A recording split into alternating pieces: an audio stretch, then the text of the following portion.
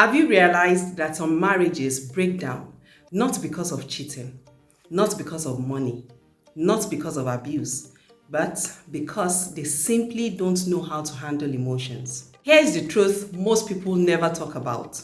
Many marriages don't fail because of lack of love. They fail because of lack of emotional intelligence. Yes, emotional intelligence. The ability to understand your own emotions, manage reactions, read your spouse's feelings, communicate wisely, and resolve tension without destroying intimacy. And if Christian couples would master this one skill, many homes would experience healing, peace, and deeper love. Unfortunately, some Christian couples pray together, go to church together, love each other deeply actually, yet they still keep having the same painful arguments over and over again. Today, we are talking about why emotional intelligence is the secret weapon for conflict resolution in modern Christian marriage. Stay until the end because one principle I will share could completely transform how you and your spouse handle disagreements forever. Hey family, welcome back to the channel where we talk about faith, love, and building real life relationships that last with biblical wisdom.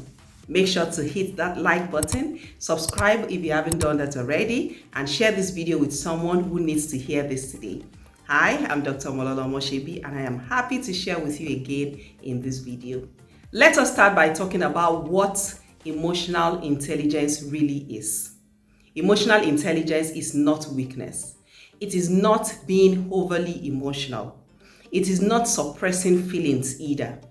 Emotional intelligence is the ability to recognize emotions, understand emotional triggers, control destructive reactions, respond wisely instead of reacting impulsively, understand another person's feelings, communicate with empathy, solve problems without unnecessary damage. In simple terms, it means your emotions don't control you. You steward them.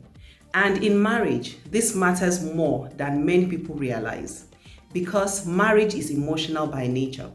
It involves expectations, vulnerability, disappointments, stress, family pressure, finances, intimacy, communication, parenting, and personality differences. So you can see that it's a lot. Without emotional intelligence, small problems become major battles. So why do many couples struggle with conflict? Many believers know scripture, but they have never been taught emotional skills. They know how to quote verses, but not how to calm themselves when angry. They know how to pray, but not how to listen when hurt. They know how to worship, but not how to apologize sincerely. They know how to fast, but not how to regulate tone during conflict. That creates a dangerous gap.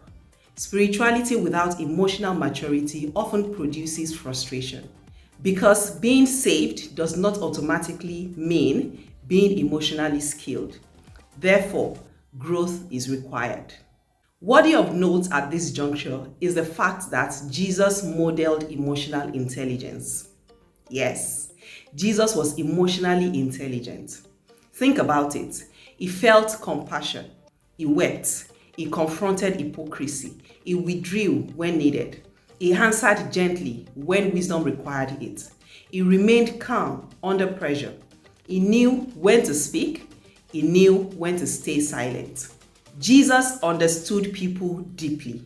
The Bible tells us that on the cross, Jesus said a prayer for those who wanted him dead. He said, "Father, forgive them," according to Luke chapter 23, verse 34.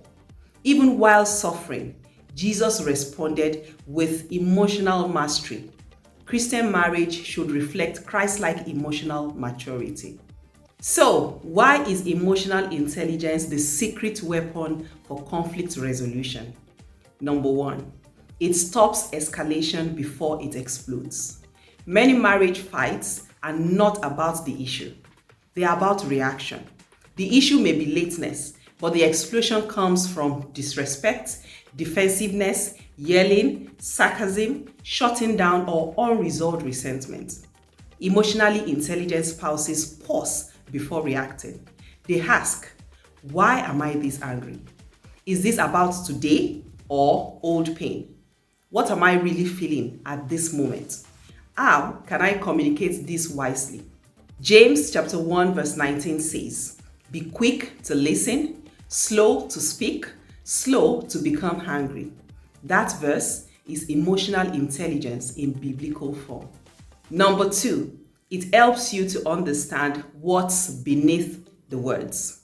Sometimes your spouse says, you never help me, but what he or she means is, I feel overwhelmed. Sometimes they say, you don't care, but what they really mean is, I feel unseen. Sometimes they say, leave me alone, but what they mean is, I'm emotionally flooded right now. Emotionally intelligent couples hear the emotion behind the statement.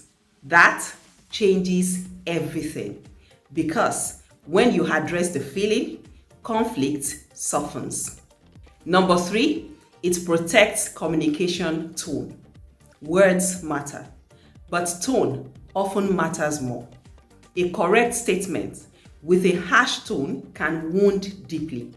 According to Proverbs chapter 15 verse 1, a gentle answer turns away wrath. Modern marriages are often damaged by high rolling, mockery, passive aggression, cold silence, public disrespect, sharp criticism, and so on and so forth. However, emotional intelligence teaches that how I say it matters as much as what I say. Number 4, it creates safe conversations. Many spouses are not avoiding discussion. They are avoiding emotional danger. If every hard conversation leads to shouting, defensiveness, blame, character attacks, or emotional shutdown, then communication becomes unsafe. Emotionally intelligent spouses create safety by saying, help me understand. I hear your pain. I may disagree, but I value you. Let's solve this together. I am sorry. Safety invites honesty, and honesty in turn heals marriage. Number 5, it makes apologies effective. Many people apologize badly. You will hear things like, I am sorry, but you too. That's just how I am. You are too sensitive. I already said sorry. That is not repentance. That is resistance. Emotional intelligence allows real apologies. I hurt you. I understand why you're upset. I was wrong. Please forgive me. I want to change. Those are the things that you say when you are actually sorry. That kind of humility rebuilds trust. And number 6, it helps couples handle stress without hurting each other. Sometimes, conflict is not marriage trouble. It is unmanaged stress, job pressure, financial anxiety, family drama, exhaustion, or parenting fatigue. When stress rises, emotionally immature people attack each other. Emotionally intelligent couples identify the real enemy. Instead of fighting each other, they fight the problem together. Quickly, let's talk about what modern Christian couples face today. Today's marriages face pressures previous generations did not experience at the same level. Social media comparison, digital distraction, financial instability, busy schedules, emotional burnout, pornography temptations, extended family interference, mental health strain, and communication fatigue. This is why emotional intelligence is no longer optional. It is essential. Prayer alone is not enough. Good intentions alone are not enough. Couples need emotional skill. Let's wrap this up by talking about how to build emotional intelligence in marriage. Number 1, practice self-awareness. Ask yourself, what triggers me? Why do I shut down? Why do I become defensive? What pain am I carrying? You see, healing starts with awareness. Number 2, pause before responding. Do not answer everything instantly. Take a breath. Pray silently. Think and then respond instead of reacting. Number 3, learn your partner's emotional language. Some need reassurance, some need space, some need touch, some need verbal clarity, some need calm tone. You need to study your spouse. Turn him or her to your project, literally. Number 4, validate feelings without surrendering truth. You can say, I understand why that hurt you, even if you saw it differently. Validation is not agreement. It is simply compassion. Number 5, schedule hard conversations wisely. Not every issue should be discussed when one person is hungry, tired, angry, late for work, as how now, or when he or she is emotionally overwhelmed. Timing really matters, so be led by wisdom. Number 6, pray together after conflict. Not performative prayer, real prayer, honest prayer, healing prayer, softening prayer. The truth is that couples who sincerely pray after conflict often recover faster. Let's take a look at biblical insights on emotional intelligence. Ephesians chapter 4 verse 26 says, be angry and do not sin. This means that emotion itself is not sin. Mismanagement is. According to Galatians chapter 5 verse 22 to 23, the fruit of the Spirit includes patience, gentleness, self-control. These are emotional intelligence traits empowered by the Holy Spirit. Also, Philippians chapter 2 verse 4 instructs that you should not look only to your own interests, but also to others. That is empathy. And Colossians chapter 3 verse 13 tells us to bear with one another and forgive. That is emotional maturity. Let me talk about a powerful truth most couples miss. Winning arguments can destroy marriages. Some spouses always need to be right. But being right is not the same as being righteous. Marriage is not a courtroom. It is a covenant. Sometimes peace matters more than proving your point. Sometimes understanding matters more than victory. And sometimes humility saves what pride would ruin. So, if your marriage keeps repeating the same fights, the issue may not be the issue.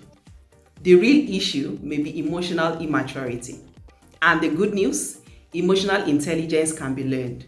It can be practiced. It can be developed through prayer, humility, self-awareness, counsel, and daily discipline. A stronger marriage is possible.